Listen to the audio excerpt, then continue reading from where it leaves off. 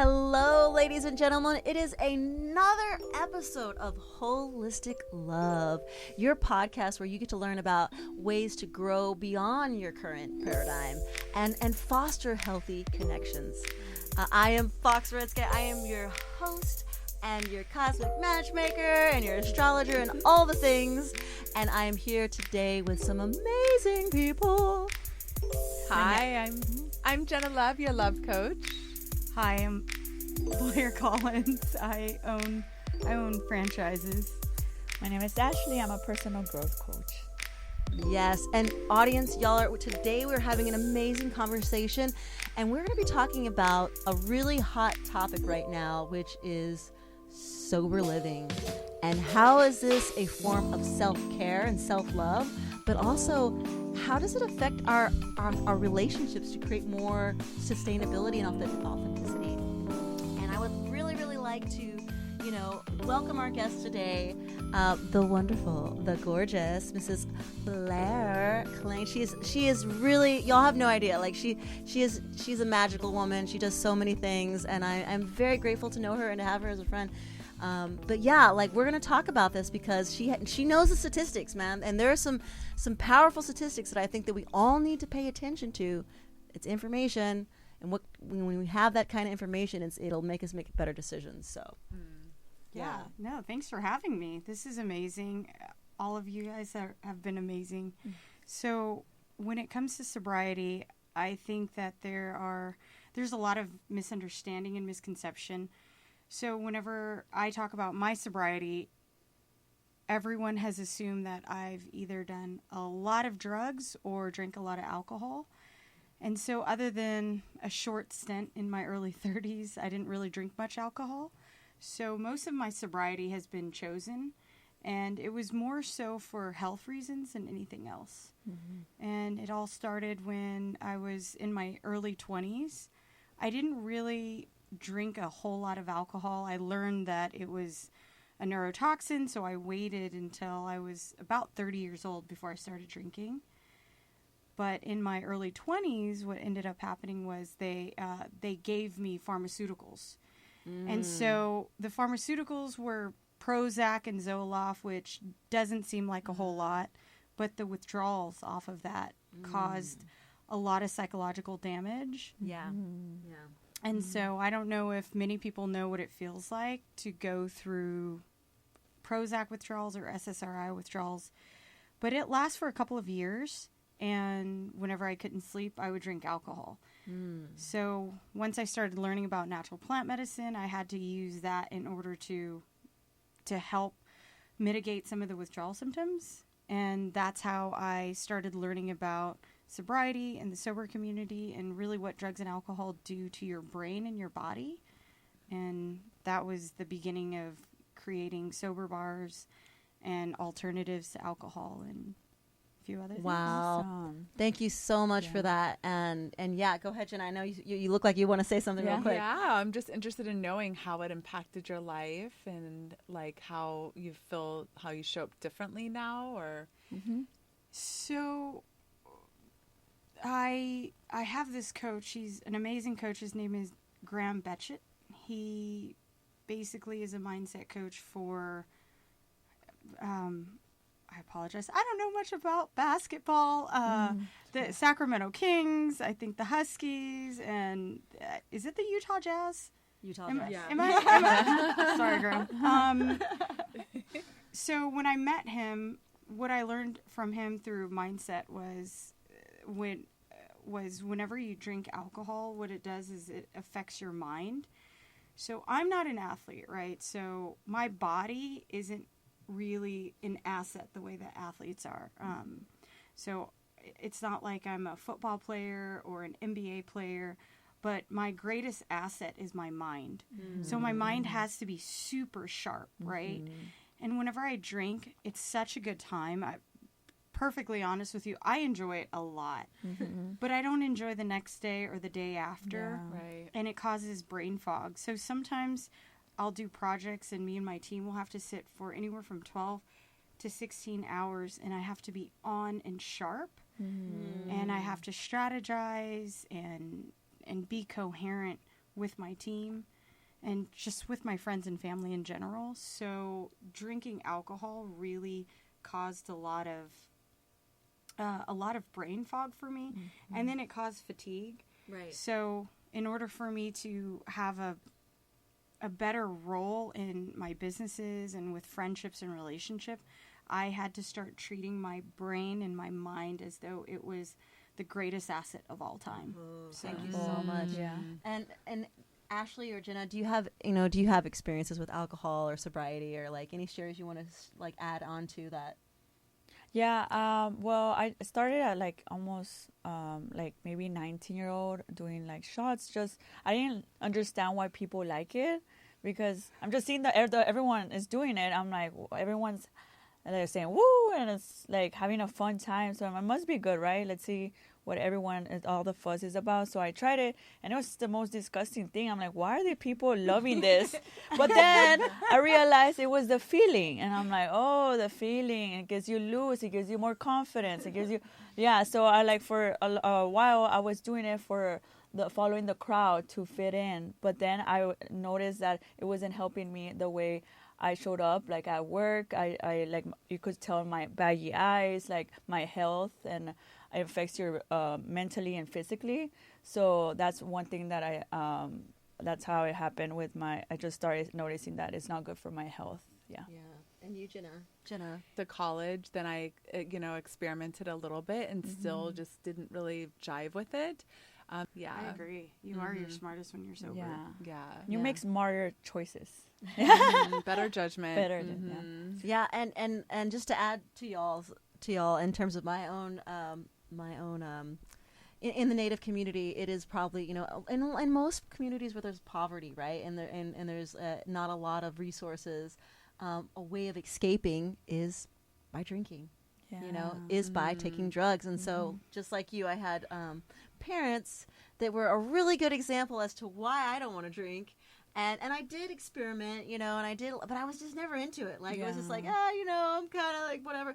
And I was like a 2 minimum drink girl, kind of like, even in my 20s, I'd like, have like a little bit of alcohol. But like, as I started to really see, like, we all affect each other. Like, you don't realize, like, in order to have someone, you have to lead by example. Like, my mother, if I wanted, she was drinking like a liter of vodka every day. Jesus. I know. Wow. Oh my God. Oh my God. Yeah. For like the last 40 years Is of her she life. still drinking or no? No. I have a story about that. that's super So, so it was a big prayer of mine, and a part, so I stopped drinking, and also I was being initiated into certain types of ceremonies, and it was a requirement. Like, if you're gonna be holding down these ceremonies, Fox, you've got to stay on the red road, and that's what we call it in the Native tradition, is the red road. And so, yeah, you have to be a clean vessel. But as I started to get sober and stay sober, my prayer was answered. And my mother has been sober now for 5 years. Wow. That's amazing. Yeah, Like, that's amazing. Dude, Did she drink alcohol mostly, or what did she? at the end, it was mostly alcohol. Right. Yeah, it was at the end. She was drinking like a liter of vodka every single day, and it's like almost like she was infested with demons, man. Like, her personality would shift and change, and it was like another human being, and she was very violent. It does. It causes Yeah. a lot of that. I'm interested to hear if she tried other substances, because normally people Mixing. will have So- a couple different substances, and Before they get totally winged off. I think so. I can't exactly remember what the stats are, but it's something along the lines of, people who normally like to drink alcohol also like to dabble in cocaine, because it allows them to drink more and then sober up when they need to. So what was the catalyst for her sobriety was actually a Native American church peyote ceremony, which I do believe that, there's these plant medicines that, have been gifted to us by the earth to help us, process trauma and be able to get off these substances, these addicting substances. And she went to one Native American church, one peyote ceremony. Wow. And she never touched alcohol after that. Beautiful. Incredible. She Yeah, never that's even had awesome. shakes or anything. I mean, it was literally a miracle. I've seen, that's why it's, to me, y'all guys, like, that's like the holiest of holy. I just have the utmost respect for those traditions, and I don't believe in charging for ceremony, none of that. Like, it's like, That's sacred. Don't mess with the sacred. Yeah. After she became sober, did your relationship become stronger with her? Oh, she's like a whole nother person. Wow. Yeah. I feel like someone just pressed Control-Alt-Delete on her. Oh, wow. It does. Yeah, It changes you on. I feel like it changes you on a cellular level. Yeah. So I didn't really go into too much detail about the withdrawal symptoms that it caused. It felt like your brain was like zapping is the best way to describe it. And it also felt like there were, I'm going to use this word lightly, but were almost just sounds in your head all day long. And it's just like clicking and clicking and clicking. And you almost can hear voices that are telling you things, and it causes depression. It's, drugs and alcohol. I would say alcohol is a very easily acceptable drug, but opioids were very acceptable for a long time, and I think we've seen the crisis for that now. And so there's actually a lot more solutions out there than what people might think.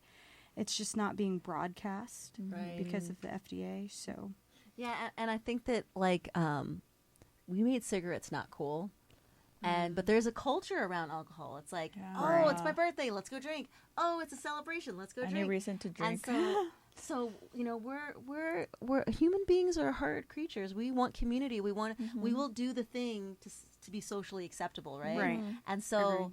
By creating these new ways of being, like making sober cool, sobriety cool, it's so beautiful. And I think that we're gonna really, because that's also where lust is.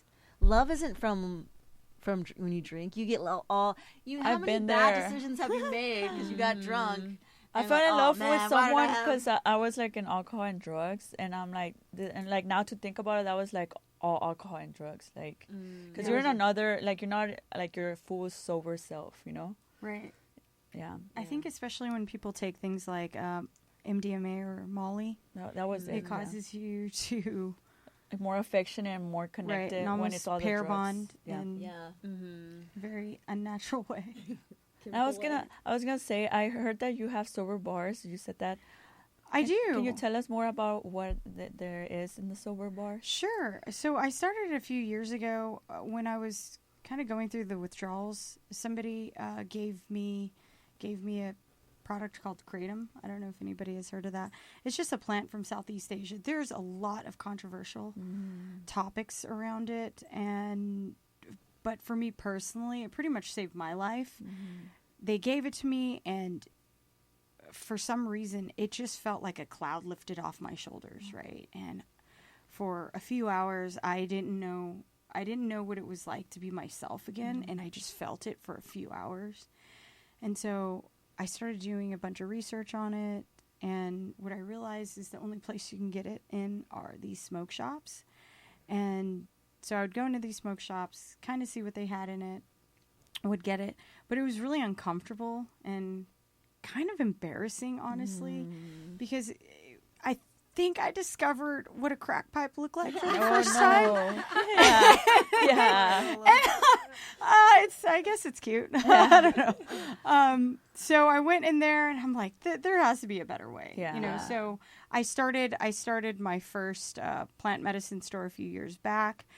It was, and then throughout the last few years, I learned the process of making sure that it's clean, has no fillers in it. And so the whole point of it is having one ingredient, which is the plant.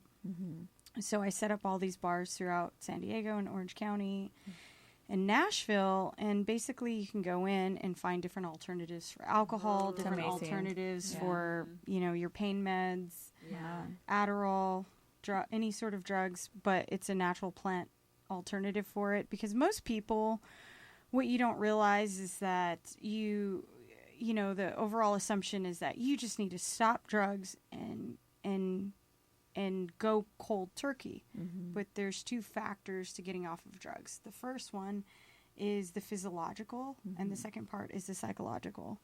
So, for example, if I broke your leg right, or if you broke your leg right now, I wouldn't personally break it, but if you broke your leg right now, it's like it's like you don't want to love anybody at the moment. You don't want to have a relationship. You're just trying to fix your broken leg because it feels so terrible and you're in so much pain and it's physiological, right?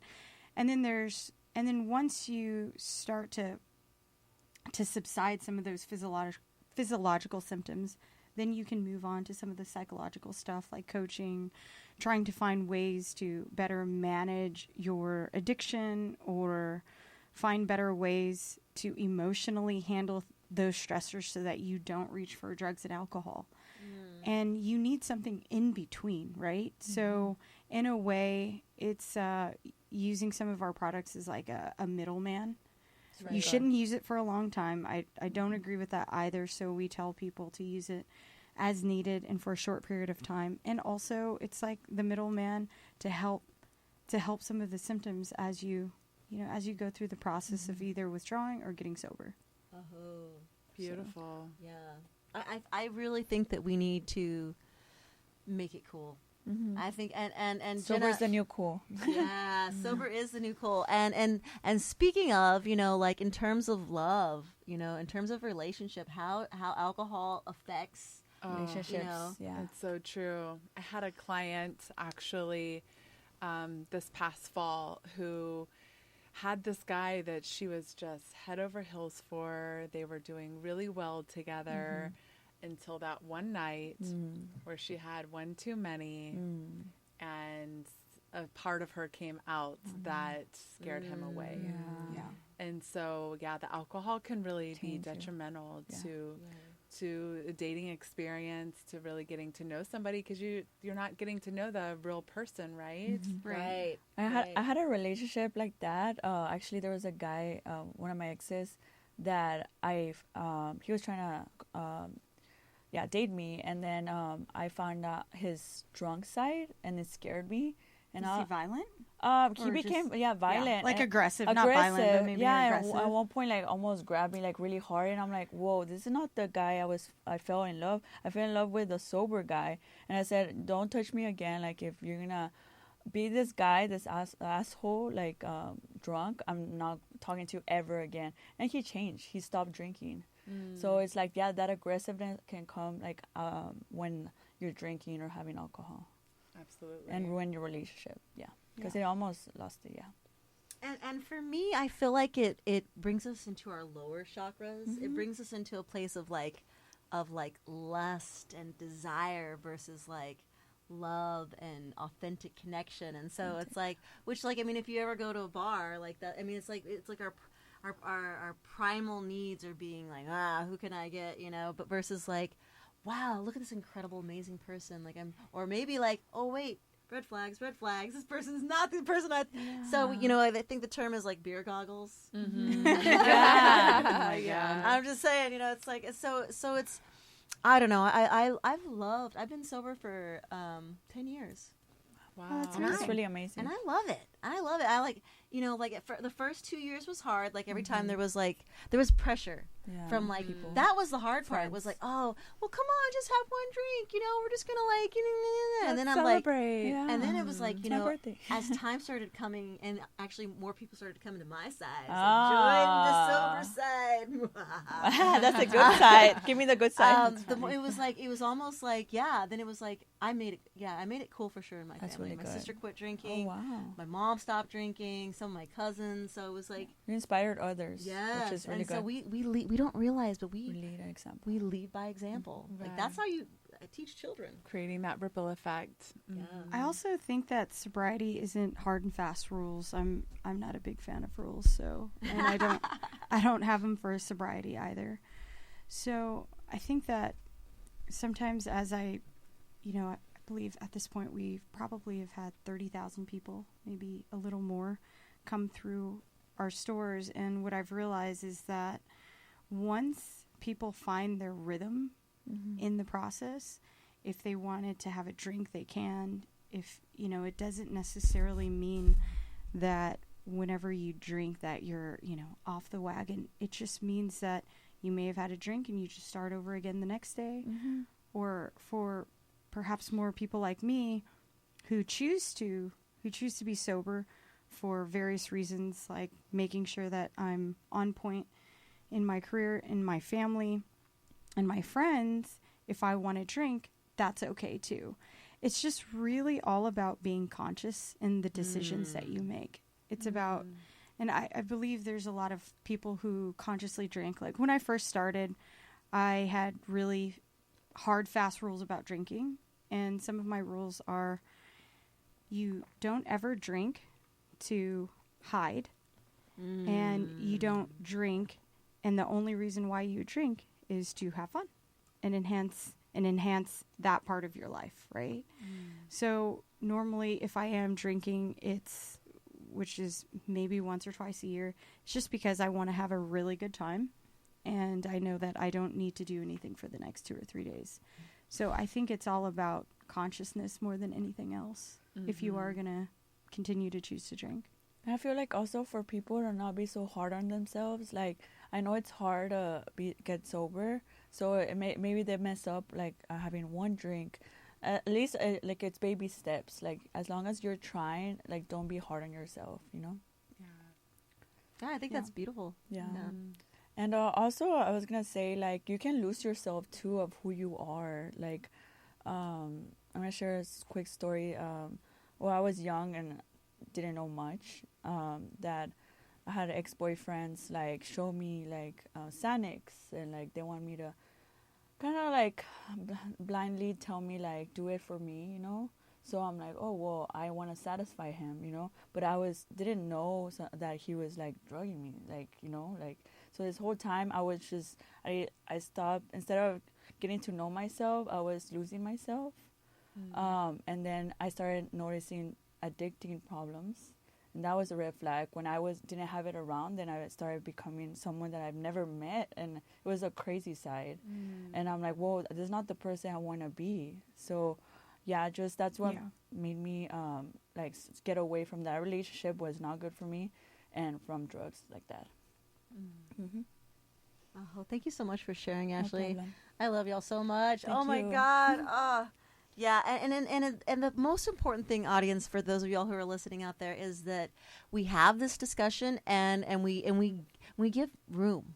We give room for it. And you know, there's other ways of being. There's other ways of living life, and you can be fully conscious or like Shu said, you know, take your baby steps. And it's there's no judgment. Like you grown. But at the same token, like, but also know that there's another way.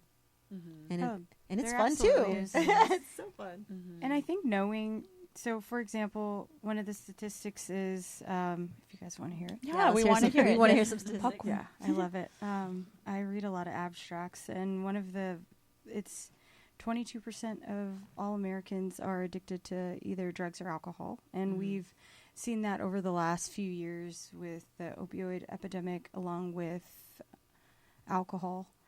And so Alcoholics Anonymous, they do a fantastic job releasing statistics on even the percentage of relapse. There's an abstract that came out where I believe it's if you're on alcohol or when you go into rehab, you have an 80% chance of relapsing in the first year.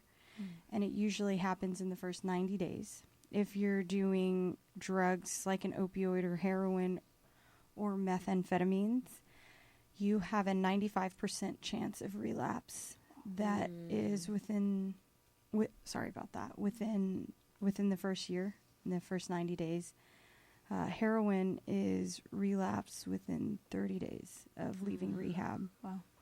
And so it takes the average person for every year of sobriety, it takes roughly about 5 relapse. Wow. So 5 tries.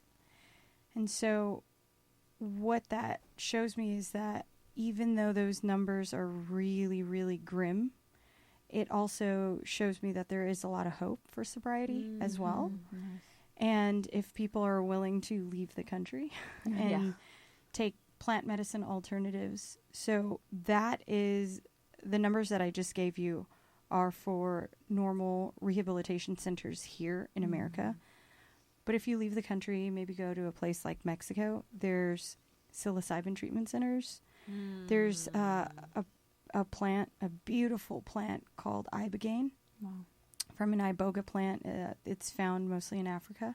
Mm-hmm. And you have, with the first treatment, they've discovered that 50% of people that go through this treatment have 50% chance of non-relapse. So it's 1 and 2. And after the third treatment, you have a 95% chance of non-relapse. So it's actually, most of it is the other way around. So there is so many alternatives to normal conventional treatments here in America. And it's also not that expensive. I believe it's a few $1,000s. And they consistently have grants and and they have foundations and organizations that will donate to you as well. So it's Thank you so much fantastic. for sharing that information Really with our good. audience. I appreciate that. Yeah, and I did want to mention, because I know that Ashley, here in Austin, Texas, I was gonna add to that. we have had a little bit of a problem. Spike. Yeah, I was gonna say we got listed #1 city in Texas for the most fentanyl outbreaks. So a lot of deaths and overdoses are skyrocketing, and they say the most is downtown. So yeah, just want to put that out there. Is it for the general public or for homelessness? I in didn't general? read up. I didn't see that. I didn't see the homeless. They just said I think it's general public. Yeah. Yeah, Going to parties. yeah. There's a lot of parties. That's the thing. The Austin is a party scene, and I've worked a lot in the night scene, and there's a lot, and I see it all the time. Yeah. Unfortunately, yeah. You know what's interesting is I know there's something that's even more potent than fentanyl that's been coming out over the last couple of years. It's called carfentanil. What? I think it's 100 times stronger than fentanyl. Wow. Yeah, there's a lot of... Where's I think there's this? a lot of information that's out there. It's just kind of hidden behind behind sensational news, news stories. So yeah, there's a lot of information, especially for young kids who are in high school who haven't heard about anything like carfentanil or fentanyl, where it's so pervasive nowadays, especially in San Diego, unfortunately. Wow. Yeah, there's a Facebook group called Every 11 Minutes, and I guess somewhere somebody is dying every 11 minutes from fentanyl. Wow. And I ventured on there recently, and there's just story after story after story of all of the people that are losing their lives. 2-year-old children, Wow. 12-year-olds, How? 10-year-olds, They like get into it. their They get into it, caregiver or their caregiver passes out next to them, and they end up touching the medicine and end up dying from it. But Wow. it's really sad. It's almost like they're wiping out a whole generation of kids that are 17, 18, 19 years old. It'll be their first time ever picking up anything. It seems like from the statistics that I read, it's 6 out of every 10 pills that are purchased off the streets have fentanyl in them. And it only takes 2 grains of sand-sized pieces of fentanyl to die, to overdose from it. And it's a whole thing right now. Much love to all the families that have lost someone from a fentanyl overdose, myself being one of these people. Yeah, I also have a friend but not from fentanyl. There's a popular, I'm going to mention because I'm a lot in the night scene, that make it very normal, the ketamine. And now it's becoming now it's therapy, ketamine therapy. I'm not sure how to see about that. I feel like maybe with a professional, you can. It is statistics that you can overcome depression. They tell you how much to take and everything, but not on your own and overdoing it. Yeah, it's used for depression and used for PTSD and anxiety. Yes. So there's a lot of...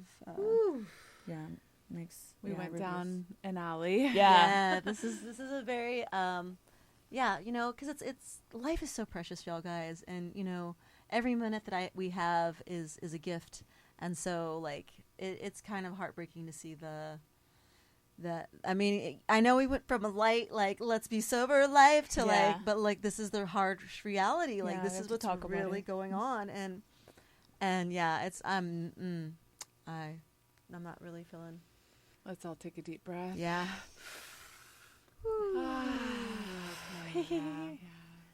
Wow.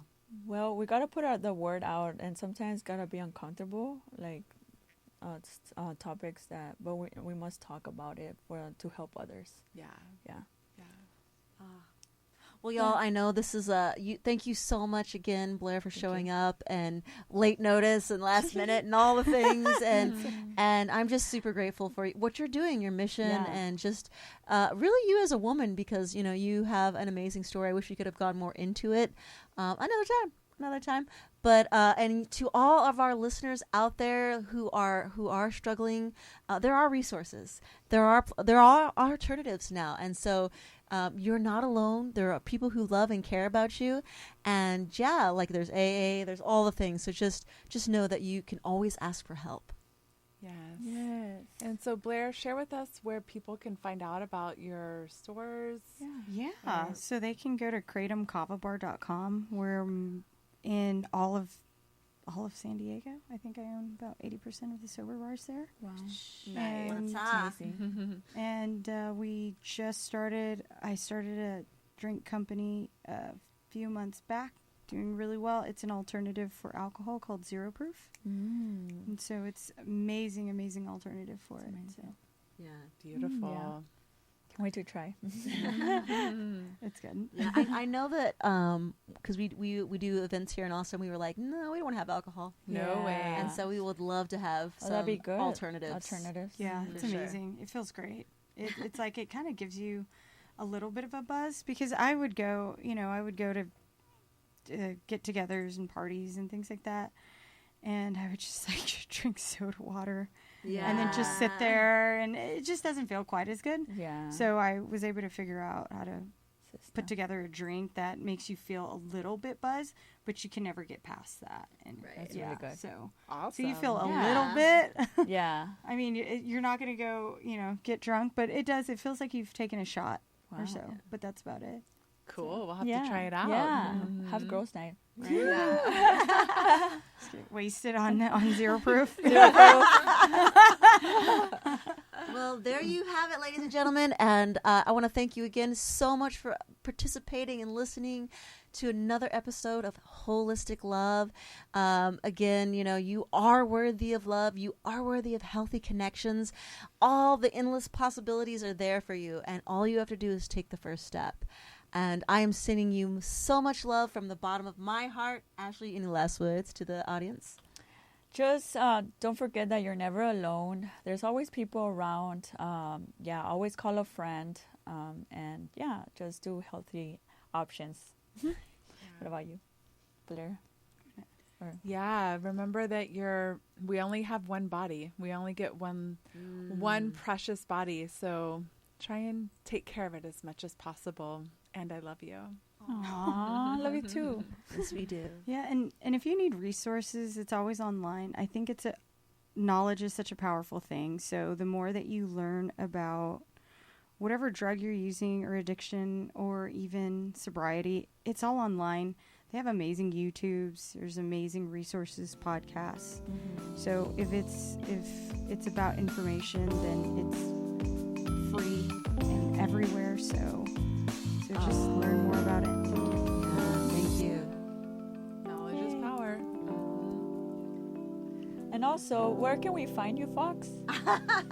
I'm like in the wind on the desert, floating in the sky. Don't forget to follow, subscribe, and like. Yes, thank you. That's right.